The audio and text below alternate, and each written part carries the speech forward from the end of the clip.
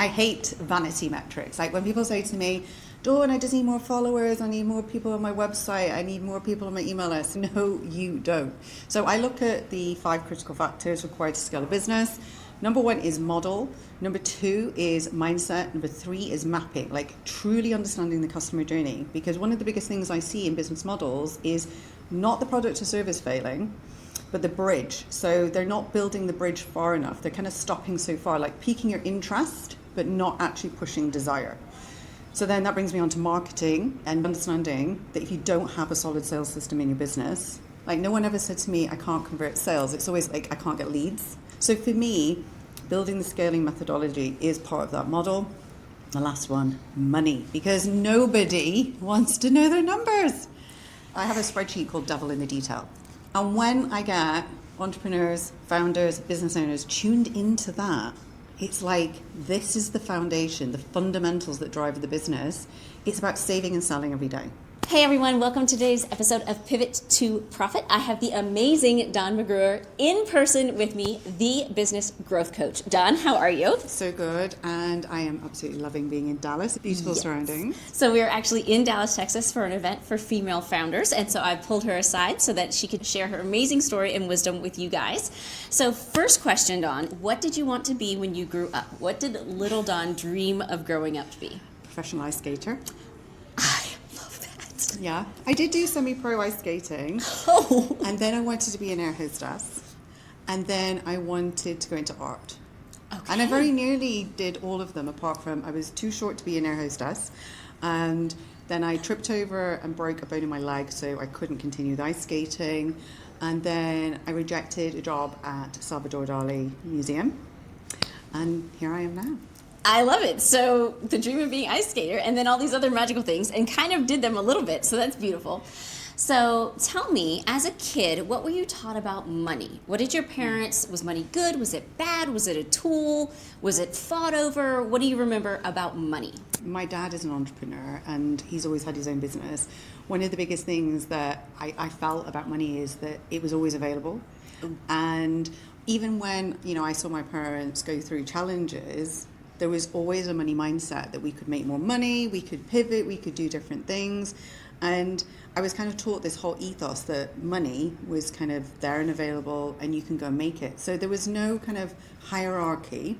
It was very much presented in a way that we're all equal, we're just all different, and we choose the path. So if you want to go and start your own business, go do it. And I'm really thankful for that because it did give me kind of like a limitless and very kind of arrogant approach to business because I was like, well, I can have it. And, this is what my dad has told me. So yeah. I'm going to go with it. I love it. So many people that I talked to on the show, they were such damaging money mindset. But knowing you personally, it makes so much sense that that's what you were taught because you are an abundance personality.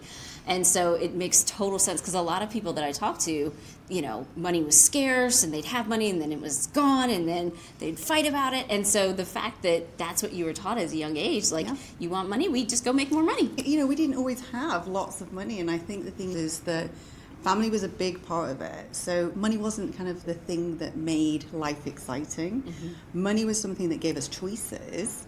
But, it could just be little things like, going and have a picnic. And, just spending time with family. So for me, money mindset, I see it a lot in founders, is one of the biggest traumas. And it's one of the biggest limiting beliefs and success barriers that I see every day. Absolutely. I see it in our clients as well. Founders that are trying to get to $1 million or trying to get 3 million. And it's all of that money trauma of pricing is the hugest thing. Like people just start charging enough for their services and it's their money trauma. I know. Like it's their limiting belief that what they're bringing to the marketplace has value. Yeah, what will someone pay for it rather than what is the actual value of what I'm bringing to market. I also think there's a big part of worth where I see founders where they look at people who are millionaires, billionaires. Well, they're other people. That's not me. They don't place themselves in it. And it's like, well, if there is no hierarchy in the world, why can we not have it? And who is the limiting factor here? And one of the biggest things I talk about is the fact that only 1.8% of women, female founders, actually hit 7 figures. We hear that it's society, that we need to dismantle stigmas. But honestly, the biggest thing that we need to dismantle is our own heads. We are the limiting factor. And it's the CEO who is the success barrier. So when we put it on other people, it's a bit like the Mel Robbins let them. I like the let me. Like, we all have this opportunity, and it's out there, and we can have it. Yeah, absolutely. I love it. That's beautiful, beautiful. So as a entrepreneur with a free, abundance, no mindset, help us understand, what are you doing now and who are you helping? Okay, so I have 4 businesses, and I started my first business at 21, and crazy again. It's the whole kind of like, well, why can I not start my own business, and why can I not have an agency? So I had my first offices. It was crazy difficult. I used to call my dad, and I'd be like, I can't do this. My dad would be like, Dawn, has your leg fallen off? Do you have your health? This is all character building. So I actually wrote a book at 21. I'd lost 6 people in 6 months, and that had changed my whole sort of approach to risk. So I was literally out there. I'm just like, well, if I'm not dead and I'm still living, let's just kind of go. So I would take a lot of risks. You know, they were calculated risks, but I would definitely push the boundaries. And it was that actually fueled me into, right, I am going to make this happen. And I put a lot in. And yes, I burnt out. You know, it wasn't perfect. It took me 3 years to hit 7 figures. And then in my latest business in 2017, it was like 7 figures in 7 months. So I've just got quicker and quicker at failing and quicker at scaling. So it's like, what I love is the epic fails. Like, everyone says to me, I don't know, why was it fails? Well, it goes back to this, if you haven't died, like, everything will be okay. And if we don't try, we don't learn. So first business, 21, that was an agency, still thriving, going strong. Set up an academy, became a private university, actually had to qualify as a teacher. That's a whole nother story. So I have an accredited academy where 30,000 students have gone through, got their diploma in digital marketing, graduated at Westminster. Then I have a property business, and then I have my coaching business. So although I call myself the growth coach, I'm very much around millionaire mindset and scaling. And it's all around neuroscience. And one of the things that I started studying back when I was 20 is I was fascinated with how the mind works. And especially with this whole death kind of thing, I was really trying to understand what made me tick. Like, what was success for me? So as I started doing NLP, then it kind of got me into more and more qualifications around like holistic modalities, understanding the subconscious. And then I got into rewiring it, and it almost became part of the strategy that I can't do the strategy unless I rewire the subconscious, because we need to get rid of the success barriers. So what I'm doing now, work one-to-one, I do masterminds and obviously retreats. So I do retreats. Next year I'm doing Barbados, Marrakesh, and Mauritius. Yeah. Amazing, amazing. So, crazy story of all the magical things that you did. Getting to $1 million in 7 months. Yeah. That's crazy. I literally feel like it's an art. There's one thing that I can see is like business models. So I tuned in at 21 of like, why was it not working? Why was I not scaling fast? And it was because I was concentrating on everyone else's advice. Like, literally everyone has an agenda who's selling something, right? My agenda is my goals, and I had to cancel out the white noise. And when I started to do this, I got laser focused in building business models. So now, if someone says to me, I want to earn this money, I can reverse engineer it and build the model. And it's like, we can get there 10 times faster. I love it. So we just did a business which was 4 months to 7 figures. So that has to be driven by numbers. So obviously I'm a numbers person, and that's what my companies do. In your models that you're running, are you considering profit, overhead, direct costs? Like, what are your components when you say, I can get this business from 0 to $1 million in 5 months? What number metrics are you pulling in your model? I love a metric, right? And I hate vanity metrics. Like, when people say to me, Dawn, I just need more followers, I need more people on my website, I need more people on my email list. It's like, no, you don't. So I look at the 5 critical factors required to scale a business. Number 1 is model. Number 2 is mindset. Number 3 is mapping, like truly understanding the customer journey. Because one of the biggest things I see in business models is not the product or service failing, but the bridge. So they're not building the bridge far enough. They're kind of stopping so far, like piquing your interest, but not actually pushing desire. So then that brings me on to marketing and just really understanding that if you don't have a solid sales system in your business, Like, no one ever said to me, I can't convert sales. It's always like, I can't get leads. So, like, building that in. So for me, building the systems, building the scaling methodology is part of that model. And the last one, money, because nobody wants to know their numbers. So I have a spreadsheet called Devil in the Detail. And when I get entrepreneurs, founders, business owners tuned into that, it's like, this is the foundation, the fundamentals that drive the business. It's about saving and selling every day. Like, literally, if you can save some money and you can sell some shizzle, right, you can scale. We're winning. That's how business right there. Save a little bit of money every day and sell something. I love it. Perfect. So when you're working with entrepreneurs, we've talked about mindset being a thing and money being one of your 5 pillars. Mm-hmm. How do you help entrepreneurs work through that? Because it is so deep.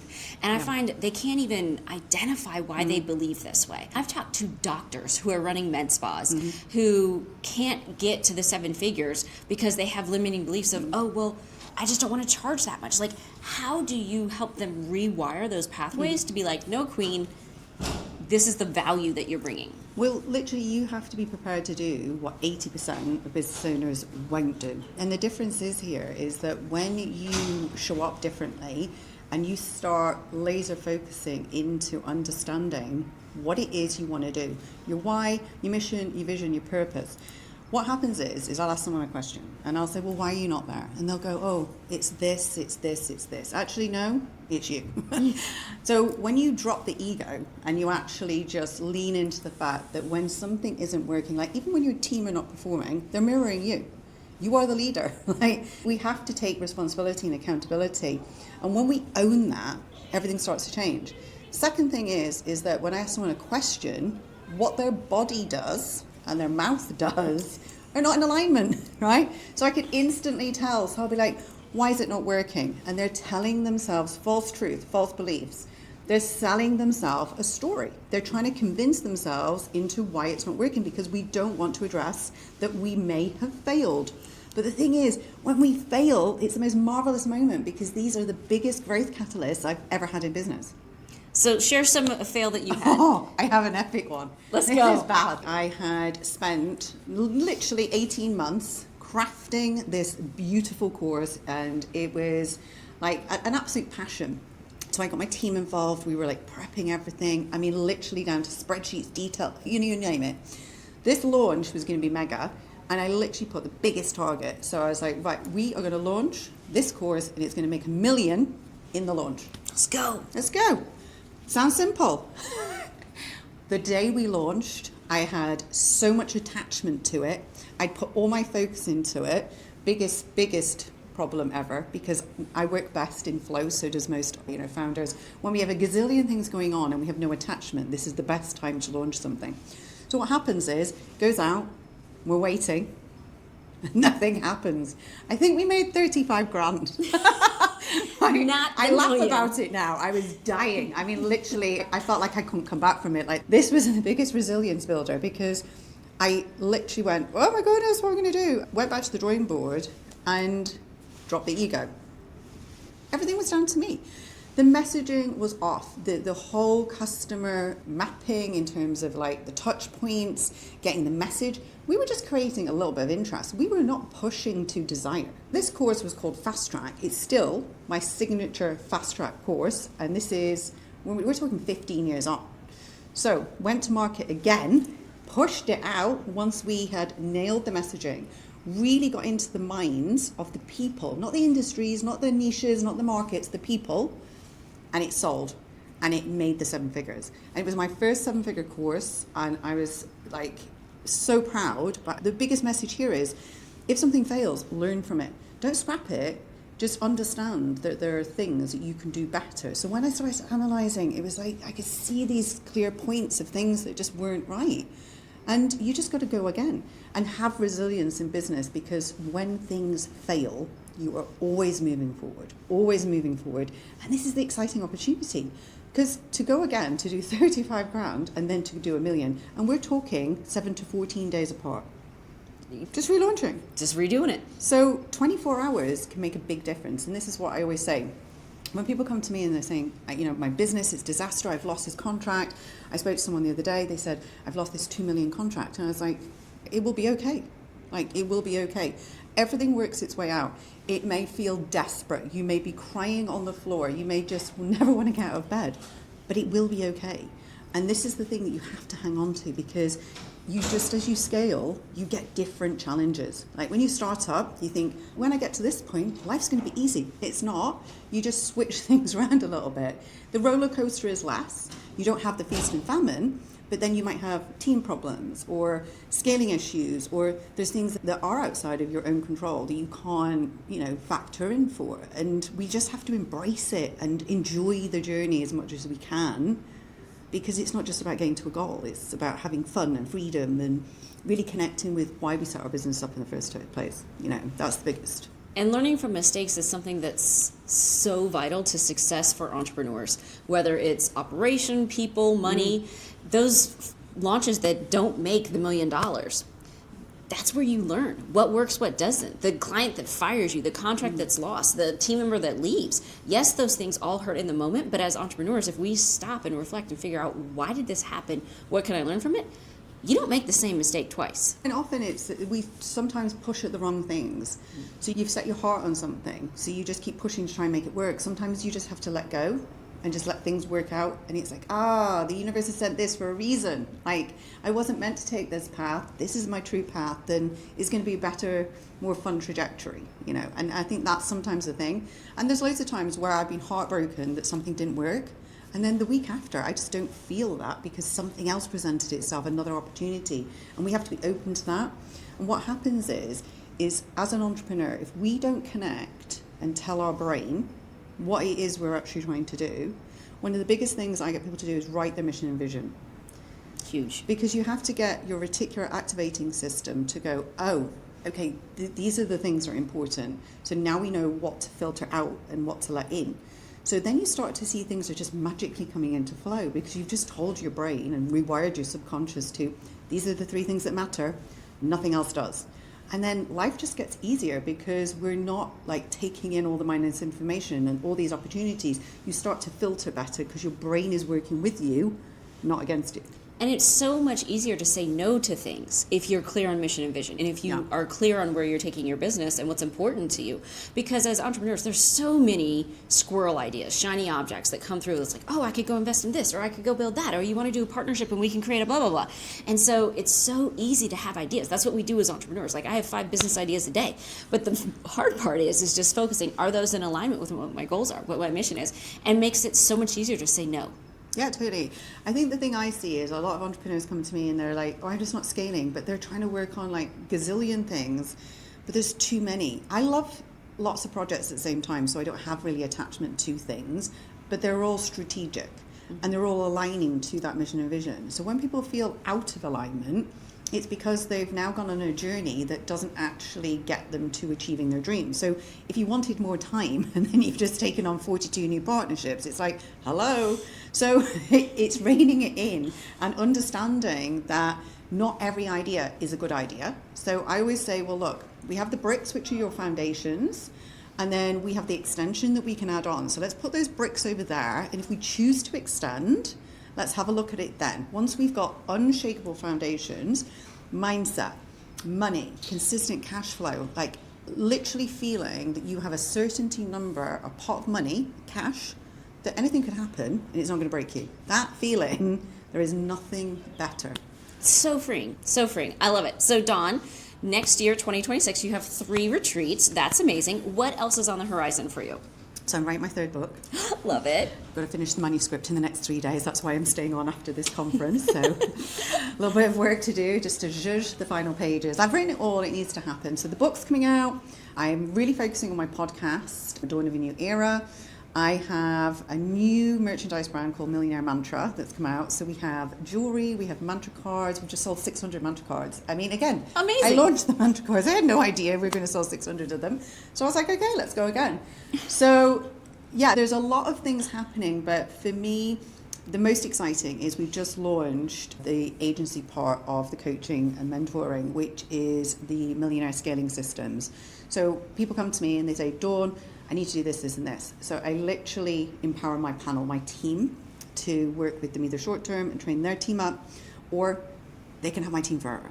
And this has been like something I've wanted to do for so long, so I am so excited. Amazing, amazing! I'm so excited. And I remember the last time we were together 3 months ago, you were telling me about the mantra cards, and they were coming out, and then boom, she drops them, and 600 of them are gone.